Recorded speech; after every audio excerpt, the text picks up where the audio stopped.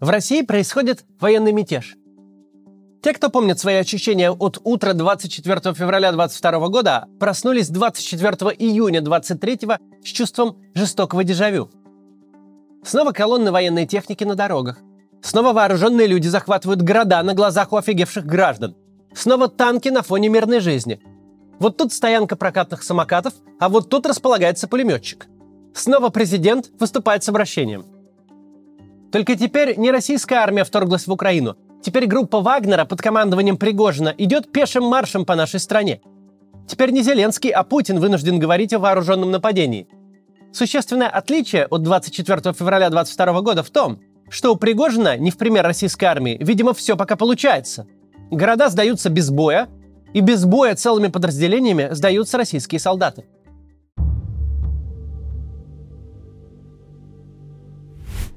То, что еще вчера могло для кого-то выглядеть как чисто медийный феномен, сегодня стало реальностью. Взят Ростов-на-Дону, взят штаб Южного военного округа. Видимо, взят и Воронеж, по крайней мере, военные объекты в нем. То, что казалось невероятным, поход Пригожина на Москву, становится все более реальным. У реакции Российской Федерации тут можно не гадать. Реакцию Российской Федерации мы видели на лице заместителя министра обороны, генерал-полковника Евкурова, который не успел сбежать из штаба и сидел рядом с Пригожиным с таким лицом, что краши в гроб кладут. Заместитель министра обороны трясется и заикается перед боевиком, который сообщает ему о сбитых вертолетах и обещает сбивать всех, который говорит, что Ростов блокирован, требует выдать Шойгу и Герасимова, а в случае невыдачи обещает идти на Москву. Юнусбека Евкурова, если честно, можно понять. Рядом с ним сидит человек, который в любую секунду может вытащить пистолет, выстрелить ему в голову под камеры. И не понести за это вообще никакой ответственности. Пригожин сейчас может делать все, что угодно. Это никак не ухудшит его положение. Он оккупировал российский город. Бракоразводный процесс с российским государством окончен. Это уже война, на которой завалить вражеского генерала – обычное действие. По сути, замминистра обороны взят в плен, и выглядит он ровно так, как выглядят пленные на таких видео.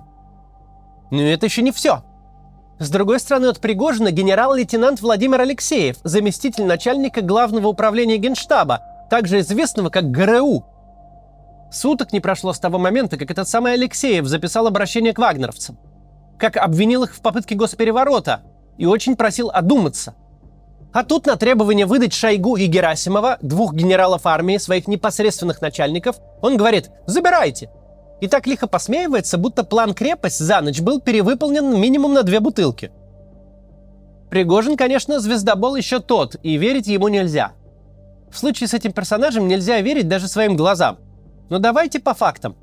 Вечером Пригожин объявил войну Министерству обороны, и на следующее утро уже сделано следующее. Оккупирован огромный областной центр, силовые структуры в нем парализованы, захвачен штаб Южного военного округа, он же главный штаб всей войны с Украиной. Фактически взято в плен как минимум 2 генерала. Пока это выглядит не просто как объявление войны, это выглядит как победа в ней. Пока все выглядит так, что тот самый план, который готовили для Украины, Пригожин успешно реализовывает в России. Прям по конспекту. Войска входят, не встречают сопротивления, маршем захватывают населенные пункты, а тем временем государство пребывает в полном параличе. Врет ли Пригожин о том, что военные ему не противодействуют и даже радостно переходят на его сторону или нет? Неизвестно. Но факт в том, что мы не видим никаких боев, никаких попыток защитить город или хотя бы штаб всей группировки войск. Совсем наоборот. Вагнеровцы, российская армия, Росгвардия и военная полиция мирно сосуществуют на площадях и улицах Ростова. И у нас есть как минимум 1 задокументированный случай массовой сдачи в плен. Все, кто в сознательном возрасте застал 2014 год, узнают ситуацию. Вооруженные люди без опознавательных знаков, на которых официальная армия и силовики смотрят несколько растерянно, но явно без агрессии, это не может не напоминать Крым и зеленых человечков. Только в Крыму было вероломное вторжение, к которому никто не был готов. А здесь речь об открытом бунте одной российской армии против другой.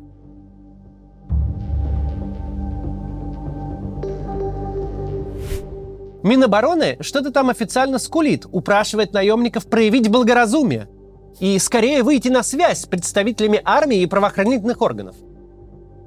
Бог с ним, что обращения эти до боли напоминают немецкие листовки с призывом советским солдатам сдаваться. Таким корявым русским языком они написаны. Но пока все работает ровно наоборот. Российские солдаты считают властью Пригожина, и если к нему не примыкают, то явно не мешают. А наемники, пленившие генералов и захватившие штаб, российское начальство властью явно не считают никак. А кто для них власть? Сейчас поговорим об этом. Сначала реклама, которая может быть некоторым из вас очень в тему. Если у вас есть право на получение израильского гражданства, если вы можете репатриироваться, но по каким-то причинам до сих пор этого не сделали, возможно, поводов откладывать решение больше нет.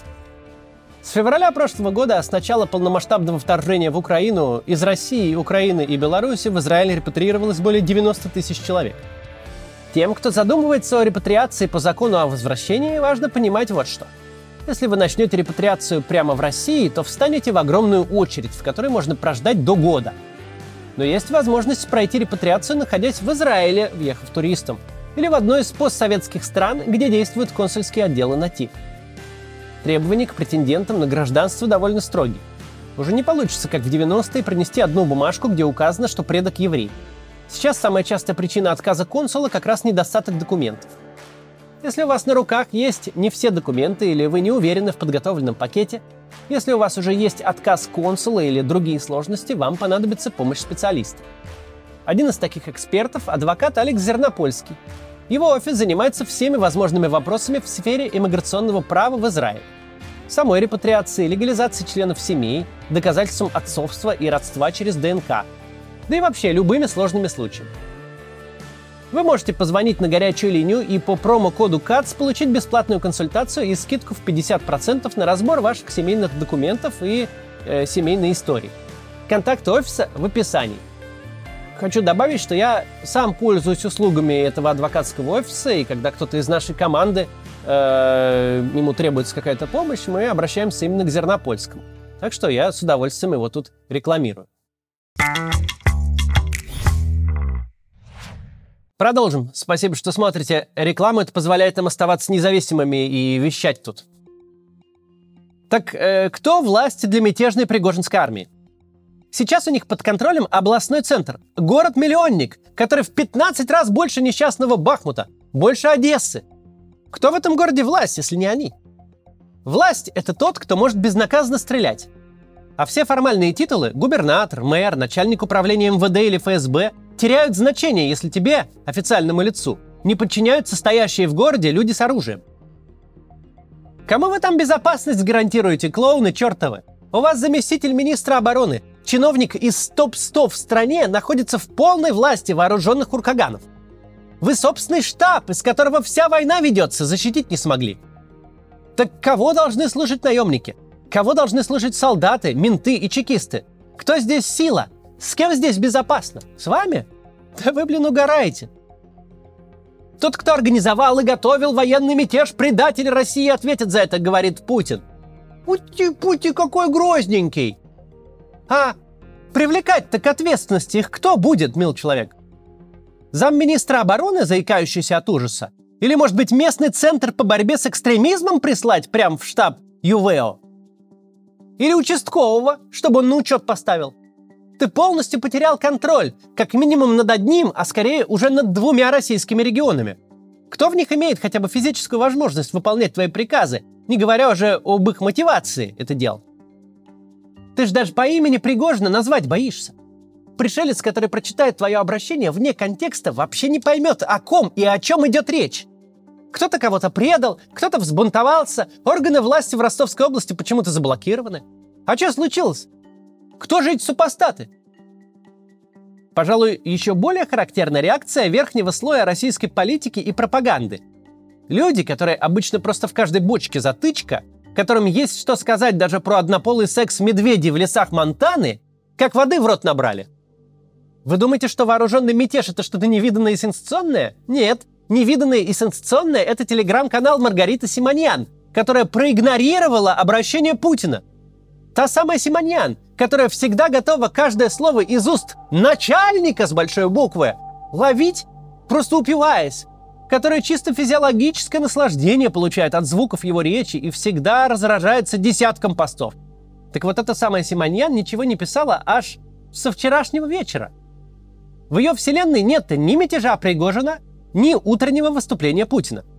Те, кто все же что-то говорит, типа Соловьева, совсем не так воинственно, как обычно. Никаких призывов к немедленной расправе со смутьянами, никого не надо размазать по асфальту и сварить в кипящем масле. Не, мы все должны помириться и сберечь родину. Ядовитая железа вдруг перестала слюну вырабатывать.